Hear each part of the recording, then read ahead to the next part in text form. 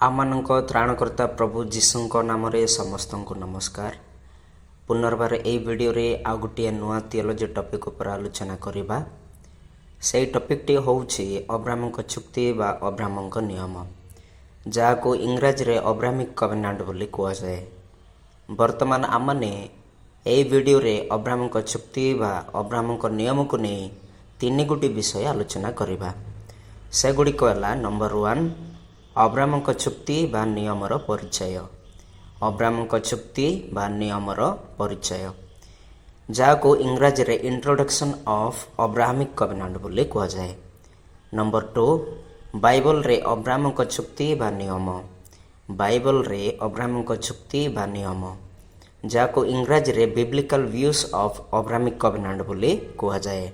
Number 3 ଧର୍ମଶାସ୍ତ୍ରୀୟ ଶିକ୍ଷାରେ ଅବ୍ରାହ୍ମଙ୍କ ଚୁକ୍ତି ବା ନିୟମ। ଧର୍ମଶାସ୍ତ୍ରୀୟ ଶିକ୍ଷାରେ ଅବ୍ରାହ୍ମଙ୍କ ଚୁକ୍ତି ବା ନିୟମ, ଯାହାକୁ ଇଂରାଜୀରେ ଥିଓଲୋଜିକାଲ ଭ୍ୟୁଜ୍ ଅଫ୍ ଅବ୍ରାହ୍ମିକ୍ କଭେନାଣ୍ଟ ବୋଲି କୁହାଯାଏ। ଏହି ତିନି ଗୋଟି ବିଷୟ ସମ୍ପୂର୍ଣ୍ଣ ଭାବରେ ଏହି ଭିଡ଼ିଓରେ ଆଲୋଚନା କରିବା। ଆସନ୍ତୁ ବର୍ତ୍ତମାନ ପ୍ରଥମ ବିଷୟଟି ଆଲୋଚନା କରିବା। ତାହା ହେଉଛି ଅବ୍ରାହ୍ମଙ୍କ ଚୁକ୍ତି ବା ନିୟମର ପରିଚୟ, ଯାହାକୁ ଇଣ୍ଟ୍ରୋଡକ୍ସନ୍ ଅଫ୍ ଅବ୍ରାହ୍ମିକ୍ କଭେନାଣ୍ଟ ବୋଲି କୁହାଯାଏ। ଅବ୍ରାହ୍ମଙ୍କ ଚୁକ୍ତି ହେଉଛି ପରମେଶ୍ୱରଙ୍କ ଦ୍ୱାରା ସ୍ଥାପନ କରାଯାଇଥିବା ଏକ ପବିତ୍ର ପ୍ରତିଶ୍ରୁତିର ଚୁକ୍ତି ଅଟେ। ଏହି ଚୁକ୍ତି, ଏହି ନିୟମ ନିରନ୍ତର। ପରମେଶ୍ୱର ଅବ୍ରାହ୍ମଙ୍କୁ ପ୍ରତିଜ୍ଞା କରିଥିଲେ ଏବଂ ତାଙ୍କ ନିଜ ବାକ୍ୟ ଦ୍ୱାରା ଏହି ଚୁକ୍ତିକୁ, ଏହି ନିୟମକୁ ଗ୍ୟାରେଣ୍ଟି ଦେଇଥିଲେ। ତେଣୁ ଏହାକୁ ଅବ୍ରାହ୍ମିକ୍ କଭେନାଣ୍ଟ ବୋଲି କୁହାଯାଏ। ଅବ୍ରାହ୍ମଙ୍କ ଚୁକ୍ତି ଆଦି ପୁସ୍ତକରୁ ଦ୍ୱିତୀୟ ବିବରଣୀ ପର୍ଯ୍ୟନ୍ତ ଏକ କେନ୍ଦ୍ରୀୟ ବିଷୟବସ୍ତୁ, ଯାହା ଇସ୍ରାଏଲ ସହିତ ପରମେଶ୍ୱରଙ୍କ ସମ୍ପର୍କ ଏବଂ ସମସ୍ତ ଜାତିଙ୍କ ପରିତ୍ରାଣ ଯୋଜନାର ମୂଳଦୁଆ ଗଠନ କରେ। ଏହି ଚୁକ୍ତି ବିଶ୍ୱାସ କ'ଣ, ପ୍ରତିଜ୍ଞା କ'ଣ, ଇସ୍ରାଏଲ ଜାତି କ'ଣ, ପୁଣି ଆଶୀର୍ବାଦ କ'ଣ, ତାହା ବୁଝିବା ନିମନ୍ତେ ସାହାଯ୍ୟ କରିଥାଏ। ପୁଣି ଏହି ଚୁକ୍ତି ଏକ ଧର୍ମଶାସ୍ତ୍ରୀୟ ଶିକ୍ଷା ମଧ୍ୟ ଅଟେ। ନମ୍ବର 2ରେ ଆମମାନେ ଆଲୋଚନା କରିବା ବାଇବଲରେ ଅବ୍ରାହ୍ମଙ୍କ ଚୁକ୍ତି ବା ନିୟମ। ନମ୍ବର 2ରେ ଆଲୋଚନା କରିବା ବାଇବଲରେ ଅବ୍ରାହ୍ମଙ୍କ ଚୁକ୍ତି ବା ନିୟମ, ଯାହାକୁ ବିବ୍ଲିକାଲ ଭ୍ୟୁଜ୍ ଅଫ୍ ଅବ୍ରାହ୍ମିକ୍ କଭେନାଣ୍ଟ ବୋଲି କୁହାଯାଏ। ବର୍ତ୍ତମାନ ଦେଖିବା ବାଇବଲ ଦୃଷ୍ଟିକୋଣରୁ ପଞ୍ଚଗ୍ରନ୍ଥ ପୁସ୍ତକରେ ଅବ୍ରାହ୍ମଙ୍କ ଚୁକ୍ତି ବା ନିୟମ ସମ୍ପର୍କରେ କ'ଣ କ'ଣ ଦେଖିବାକୁ ପାଇଥାଉ। ଆସନ୍ତୁ ଆଲୋଚନା କରିବା। ଅବ୍ରାହ୍ମଙ୍କ ନିୟମ ଆଦି ପୁସ୍ତକରେ ପ୍ରକାଶିତ ହୋଇଛି, କିନ୍ତୁ ଏହାର ପ୍ରଭାବ ଯାତ୍ରା ପୁସ୍ତକରେ, ଲେବ୍ୟ ପୁସ୍ତକରେ, ଗଣନା ପୁସ୍ତକରେ ଏବଂ ଦ୍ୱିତୀୟ ବିବରଣୀରେ ଦେଖିବାକୁ ପାଇଥାଉ। ଏଥିରୁ 5 ଗୋଟି ବିଷୟ ଆଲୋଚନା କରିବା। ପ୍ରଥମ ପଏଣ୍ଟ ଦେଖିବା ପ୍ରାରମ୍ଭିକ ପ୍ରତିଜ୍ଞା, ଯାହାକୁ ଇନିସିଆଲ ପ୍ରମିସ୍ ବୋଲି କୁହାଯାଏ। ଆଦି ପୁସ୍ତକ 12 ପର୍ବ 1-3। ଏଠାରେ ଏପରି ଲେଖାଯାଏ, ପରମେଶ୍ୱର ଅବ୍ରାହ୍ମଙ୍କୁ ପ୍ରତିଜ୍ଞା କରି କୁହନ୍ତି, ମୁଁ ତୁମକୁ ଏକ ମହାନ ଜାତି କରିବି ଏବଂ ପୃଥିବୀର ସମସ୍ତ ଲୋକ ତୁମ ମାଧ୍ୟମରେ ଆଶୀର୍ବାଦ ପାଇବେ। ମୁଁ ତୁମକୁ ଏକ ମହାନ ଜାତି କରିବି ଏବଂ ପୃଥିବୀର ସମସ୍ତ ଲୋକ ତୁମ ମାଧ୍ୟମରେ ଆଶୀର୍ବାଦ ପାଇବେ। ଏହି ବାକ୍ୟରୁ 4 ଗୋଟି ମୁଖ୍ୟ ପ୍ରତିଜ୍ଞା ଦେଖିବାକୁ ମିଳେ। ପ୍ରଥମଟି ହେଲା ଜାତୀୟତା ବା ଦେଶର ପ୍ରତିଜ୍ଞା। ଜାତୀୟତା ବା ଦେଶର ପ୍ରତିଜ୍ଞା, ଯାହାକୁ ପ୍ରମିସ୍ ଅଫ୍ ନେସନହୁଡ୍ ବୋଲି କୁହାଯାଏ। ଦ୍ୱିତୀୟଟି ହେଲା ଆଶୀର୍ବାଦର ପ୍ରତିଜ୍ଞା। ଯାହାକୁ ପ୍ରମିସ୍ ଅଫ୍ ବ୍ଲେସିଂ ବୋଲି କୁହାଯାଏ। ତୃତୀୟଟି ହେଲା ମହାନ ନାମର ପ୍ରତିଜ୍ଞା, ଯାହାକୁ ପ୍ରମିସ୍ ଅଫ୍ ଗ୍ରେଟ୍ ନେମ୍ ବୋଲି କୁହାଯାଏ। ଚତୁର୍ଥଟି ହେଲା ଭୂମିର ପ୍ରତିଜ୍ଞା, ଯାହାକୁ ପ୍ରମିସ୍ ଲ୍ୟାଣ୍ଡ ବୋଲି କୁହାଯାଏ। ଏହି ବାକ୍ୟରୁ ଜାଣିପାରୁ ଯେ ପରମେଶ୍ୱର ଅବ୍ରାହ୍ମଙ୍କ ଦ୍ୱାରା ଇସ୍ରାଏଲ ଦେଶ ଗଠନ କରିବେ। ତାଙ୍କ ଦ୍ୱାରା ଇସ୍ରାଏଲ ଦେଶକୁ ପୁଣି ପୃଥିବୀର ସମସ୍ତ ଜାତିଙ୍କୁ ଆଶୀର୍ବାଦ କରିବେ। ତାଙ୍କ ଦ୍ୱାରା କିଣାନ୍ ଦେଶ ପାଇବେ, ପୁଣି ସମସ୍ତଙ୍କ ମଧ୍ୟରେ ମହାନ ନାମ ପାଇବେ, ଅର୍ଥାତ୍ ଅବ୍ରାହ୍ମରୁ ଅବ୍ରାହାମ ହେବେ। ଏହା ହେଉଛି ପରମେଶ୍ୱରଙ୍କ ଆହ୍ୱାନ ଏବଂ ଅବ୍ରାହ୍ମଙ୍କୁ ଦିଆଯାଇଥିବା ପ୍ରତିଜ୍ଞା ଥିଲା, ଯାହା ଏହି ନିୟମର ମୂଳଦୁଆ ସ୍ଥାପନ କରିଥିଲା। ତେଣୁ ଏହି ଚୁକ୍ତିର ନିୟମକୁ ନିୟମର ମୂଳଦୁଆ ବା ଚୁକ୍ତିର ମୂଳଦୁଆ ବୋଲି କୁହାଯାଏ, ଯାହାକୁ ଇଂରାଜୀରେ ଫାଉଣ୍ଡେସନାଲ କଭେନାଣ୍ଟ ବୋଲି କୁହନ୍ତି। ନମ୍ବର 2ରେ ଦେଖିବା ଚୁକ୍ତି ବା ନିୟମର ନିଶ୍ଚିତ କରିବା। ଚୁକ୍ତି ବା ନିୟମର ନିଶ୍ଚିତ କରିବା, ଯାହାକୁ ଇଂରାଜୀରେ ଦ କନଫର୍ମେସନ୍ ଅଫ୍ କଭେନାଣ୍ଟ ବୋଲି କୁହାଯାଏ। ଦ କନଫର୍ମେସନ୍ ଅଫ୍ କଭେନାଣ୍ଟ ବୋଲି କୁହାଯାଏ। ଆଦି ପୁସ୍ତକ 15 ପର୍ବ 1-21। ଏଠାରେ ଏପରି ଲେଖାଯାଏ, ମୁଁ ତୁମ୍ଭର ବଂଶଧରମାନଙ୍କୁ ଏଇ ଦେଶ ଦେଉଛି। ମୁଁ ତୁମ୍ଭର ବଂଶଧରମାନଙ୍କୁ ଏଇ ଦେଶ ଦେଉଛି। ଆଦି ପୁସ୍ତକ 15 ପର୍ବ 18ରେ। ପରମେଶ୍ୱର ପଶୁମାନଙ୍କ ହୋମବଳି ସହିତ ଏହି ଚୁକ୍ତିକୁ ଅନୁମୋଦନ କରନ୍ତି। ପୁଣି ଚିହ୍ନ ସ୍ୱରୂପେ ପରମେଶ୍ୱର କେବଳ ସେ ହିଁ ଧୂମପାନ ପାତ୍ର ଏବଂ ଜ୍ୱଳନ୍ତ ମଶାଲ ଦେଇ ଯାଆନ୍ତି। ଏହି ଚିହ୍ନ ଦର୍ଶାଏ ଯେ ଚୁକ୍ତିର ନିୟମ ନିରନ୍ତର ଏବଂ କେବଳ ପରମେଶ୍ୱରଙ୍କ ପ୍ରତିଜ୍ଞା ଉପରେ ଏହି ଚୁକ୍ତି ନିର୍ଭର କରେ। ତେଣୁ ଏହି ଚୁକ୍ତିର ନିୟମ ଦ୍ୱାରା ପରମେଶ୍ୱର ଅବ୍ରାହ୍ମଙ୍କୁ ବିଶ୍ୱାସ ଦ୍ୱାରା ଧାର୍ମିକ ଗଣନା କରିଥିଲେ। ତାହା ଆଦି ପୁସ୍ତକ 15 ପର୍ବ 6ରେ ଦେଖିବାକୁ ପାଇଥାଉ। ନମ୍ବର 3ରେ ଦେଖିବା ଚୁକ୍ତିର ବିସ୍ତାରିତ ବା ନିୟମର ବିସ୍ତାରିତ। ଚୁକ୍ତିର ବିସ୍ତାରିତ ବା ନିୟମର ବିସ୍ତାରିତ, ଯାହାକୁ ଇଂରାଜୀରେ ଏକ୍ସପାନସନ୍ ଅଫ୍ କଭେନାଣ୍ଟ ବୋଲି କୁହାଯାଏ। ଯାହାକୁ ଇଂରାଜୀରେ ଏକ୍ସପାନସନ୍ ଅଫ୍ କଭେନାଣ୍ଟ ବୋଲି କୁହାଯାଏ। ଆଦି ପୁସ୍ତକ 17 ପର୍ବ 1-14ରେ ଦେଖିବାକୁ ମିଳେ। ସେଠାରେ ଏପରି ଲେଖାଯାଏ, ମୁଁ ମୋର ନିୟମକୁ ଏକ ଅନନ୍ତକାଳୀନ ନିୟମ ଭାବରେ ସ୍ଥାପନ କରିବି। ଆଦି ପୁସ୍ତକ 17 ପର୍ବ 7ରେ ଦେଖିବାକୁ ପାଇଥାଉ।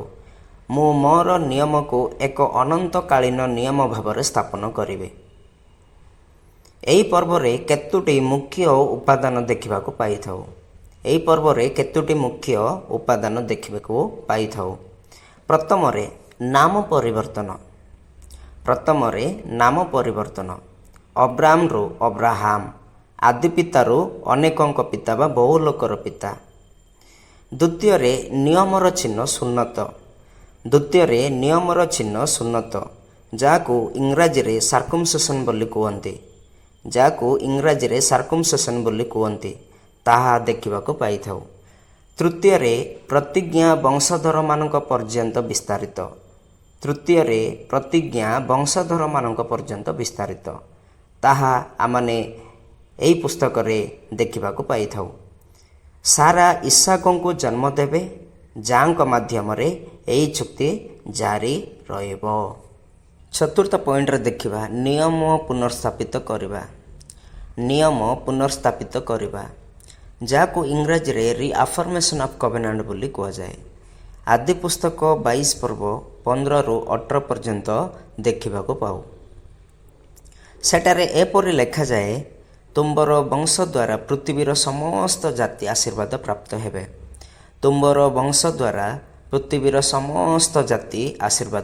ହେବେ। ଏହି ବାକ୍ୟ ଦ୍ୱାରା ଜାଣିପାରୁ ଯେ ଇସାକଙ୍କୁ ବଳିଦାନ ଦେବାରେ ଅବ୍ରାମଙ୍କ ଆଜ୍ଞାବହତା ପରେ ପରମେଶ୍ୱର ଚୁକ୍ତିକୁ ପୁନର୍ସ୍ଥାପନ କରନ୍ତି ଏବଂ ଭବିଷ୍ୟତର ଏକ ବଂଶ ମସିହଙ୍କ ଆଗମନକୁ ସୂଚାଇ ଦିଅନ୍ତି। ଏହାର ଅର୍ଥ ଅବ୍ରାହ୍ମଙ୍କ ବଂଶରୁ ମସିହଙ୍କ ଆଗମନ ହେବ। ତାହା ମାଥିଉ 1 ପର୍ବ 1ରେ ସଫଳ ହେଲା। ଯୀଶୁଖ୍ରୀଷ୍ଟ ଅବ୍ରାହ୍ମଙ୍କ ବଂଶରୁ ଆସିଥିଲେ। ପଞ୍ଚମଟି ଦେଖିବା ଯାତ୍ରା ପୁସ୍ତକରୁ ଦ୍ୱିତୀୟ ବିବରଣୀ ପର୍ଯ୍ୟନ୍ତ ନିୟମ ଜାରି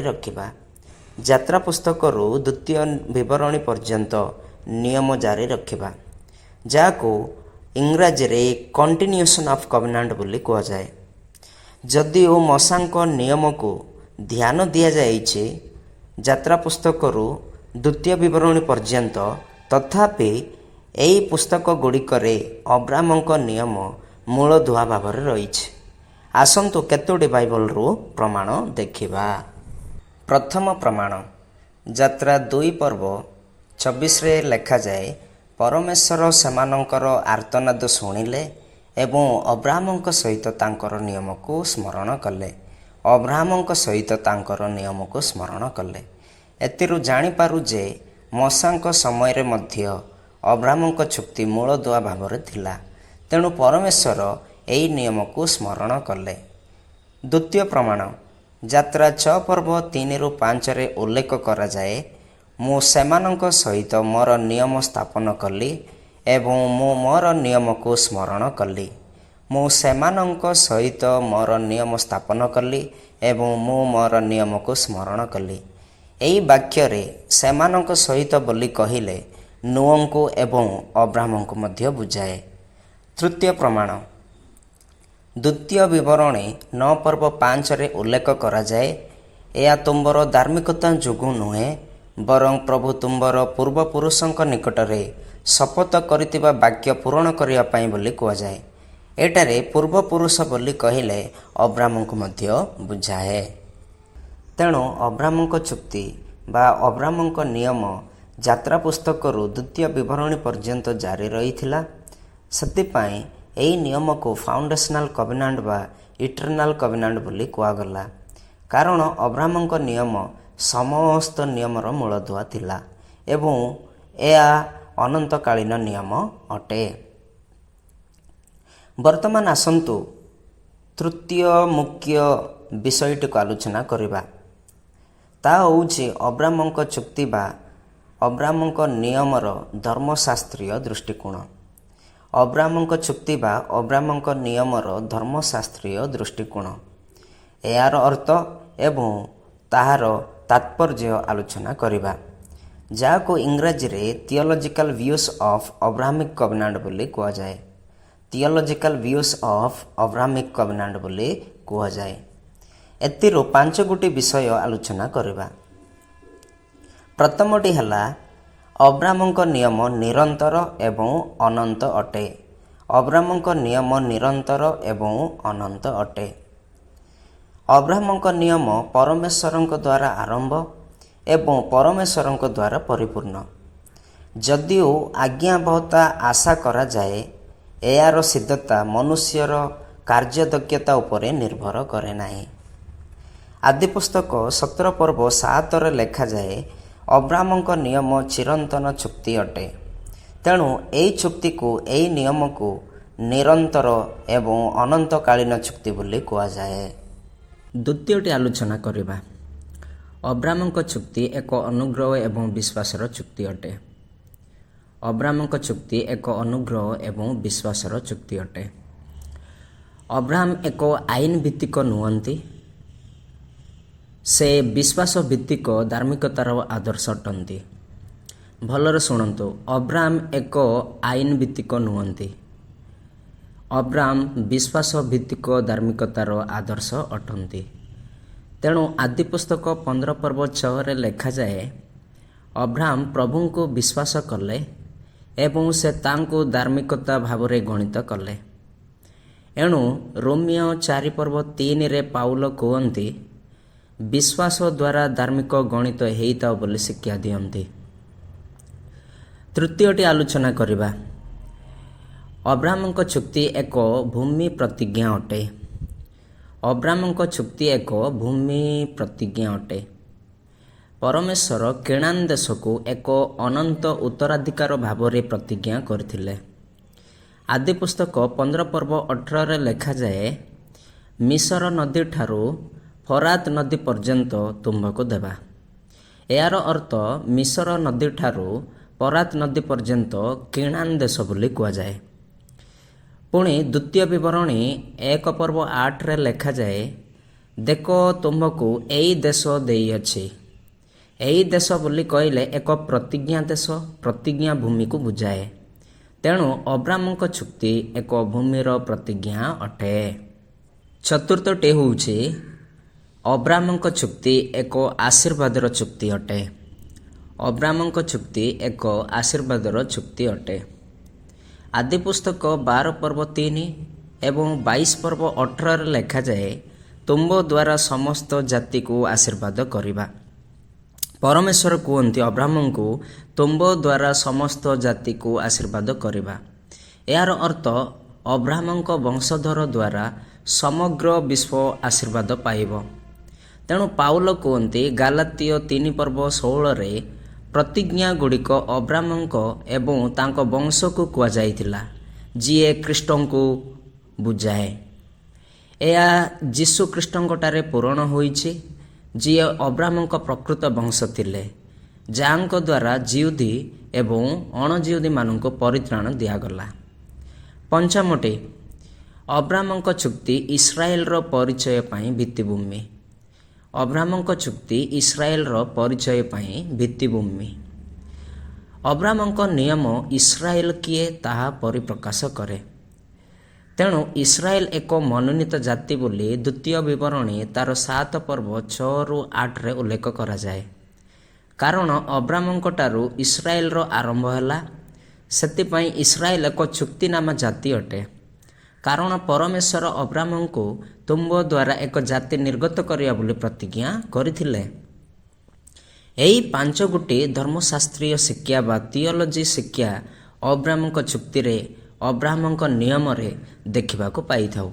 ତେଣୁ ପ୍ରିୟର ମୋର ଶ୍ରୋତା ବନ୍ଧୁ, ଏହି ଭିଡ଼ିଓରେ ଅବ୍ରାହ୍ମଙ୍କ ଚୁକ୍ତିର ପରିଚୟ ଶିଖିଲେ, ବାଇବଲରେ ଅବ୍ରାହ୍ମଙ୍କ ଚୁକ୍ତିର ବର୍ଣ୍ଣନା ଗୁଡ଼ିକ ଶିଖିଲେ, ପୁଣି ଧର୍ମଶାସ୍ତ୍ରୀୟ ଶିକ୍ଷା ଅନୁସାରେ ଅର୍ଥାତ୍ ଥିଓଲୋଜିର ଦୃଷ୍ଟିକୋଣ ଅନୁସାରେ ଅବ୍ରାହ୍ମଙ୍କ ଚୁକ୍ତିର ବା ଅବ୍ରାହ୍ମଙ୍କ ନିୟମର ବର୍ଣ୍ଣନା ଗୁଡ଼ିକ ଶିଖିଲେ। ଯଦି ଏହି ଭିଡ଼ିଓଟିକୁ ଭଲ ଲାଗିଥିବ ତେବେ ଲାଇକ୍ ଏବଂ ସବସ୍କ୍ରାଇବ୍ କରି ମୋର ଉତ୍ସାହିତ କରିବେ। ଧନ୍ୟବାଦ। ସମସ୍ତଙ୍କୁ ନମସ୍କାର।